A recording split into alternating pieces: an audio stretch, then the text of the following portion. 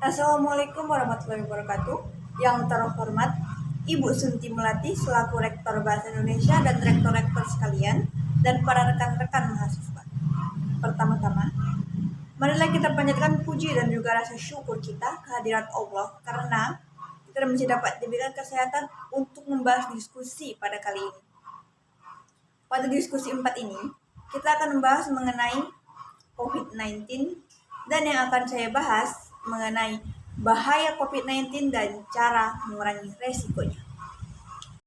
Saat ini, COVID-19 menjadi perbincangan hangat di kalangan masyarakat Indonesia semenjak awal penyebarannya pada tanggal 2 Maret 2020. Coronavirus adalah suatu kelompok virus yang menyebarkan beberapa penyakit pada hewan dan manusia. Coronavirus jenis baru telah ditemukan yang diberi nama COVID-19, yang awal penyebarannya berada di Wuhan, Tiongkok pada bulan Desember 2019 dan menyebar ke seluruh dunia.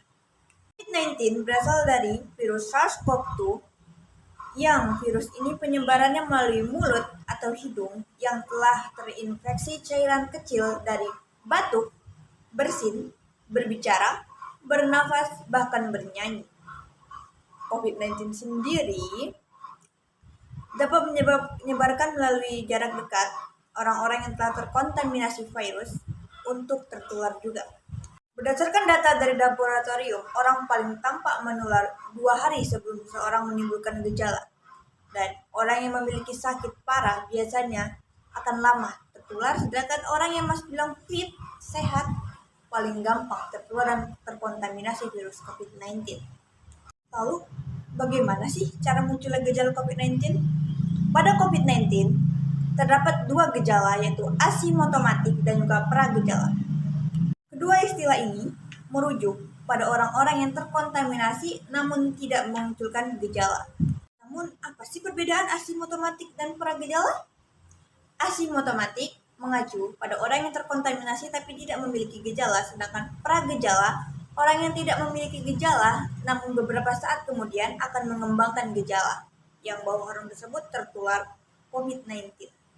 Terdapat beberapa gejala yang menunjukkan kita telah tertular COVID-19. Salah satunya demam tinggi, batuk, sering merasa kelelahan, kehilangan rasa ataupun bau. Resiko dari tertularnya COVID-19 yaitu dapat menyebabkan kita sesak nafas, demam yang teramat tinggi sampai dapat menyentuh 2 minggu, bahkan meninggal dunia. Penyebaran COVID-19 paling mudah tertular di tempat-tempat ramai, pendekatan kontak kurang dari 1 meter, ruangan tertutup yang berventilasi buruk, dan beberapa tempat-tempat lainnya. Namun tidak dapat kita pungkiri, di beberapa fasilitas kesehatan yang dapat mengurangi risiko COVID-19 nyatanya menjadi tempat utama penyebaran COVID-19. Karena pada fasilitas-fasilitas kesehatan tersebut, orang-orang berdekatan untuk mendapatkan obat atau antibodi ataupun vaksin untuk mengurangi terkenanya risiko COVID-19. Inilah yang menyebabkan petugas kesehatan harus melakukan perlindungan seoptimal mungkin dengan melakukan jaga jarak dengan pasien melalui beberapa cara pencegahan, salah satunya itu menggunakan perlindungan di seluruh tubuhnya agar tidak terkontaminasi virus tersebut. Apa tindakan yang dapat kita lakukan untuk menanggulangi pencegahannya dan mengurangi resikonya? Pertama, ikuti panduan lokal untuk periksa apakah kita sudah terkena COVID-19 atau belum untuk menyatakan kita negatif atau positif. Jaga jarak setidaknya 1 meter dari orang-orang di sekitar kita. Ya, kenakan masker setidaknya 3 lapis saat kita ingin berkeluar rumah untuk menjaga-jaga ketika kita berada di luar karena tidak selamanya udara di luar itu sehat dan juga bersih. 4. Hindari tempat ramai, terutama yang memiliki ventilasi buruk.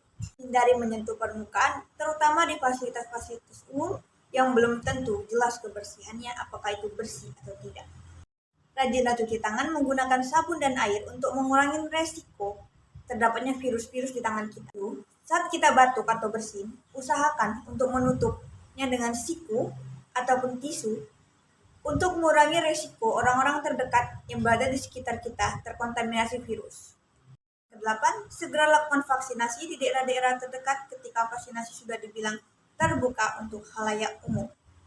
Dan lain dapat saya sampaikan, Jika terdapat kekurangan dan juga kesalahan, saya mohon maaf. Akhirul kalam, saya ucapkan terima kasih. Wassalamualaikum warahmatullahi wabarakatuh.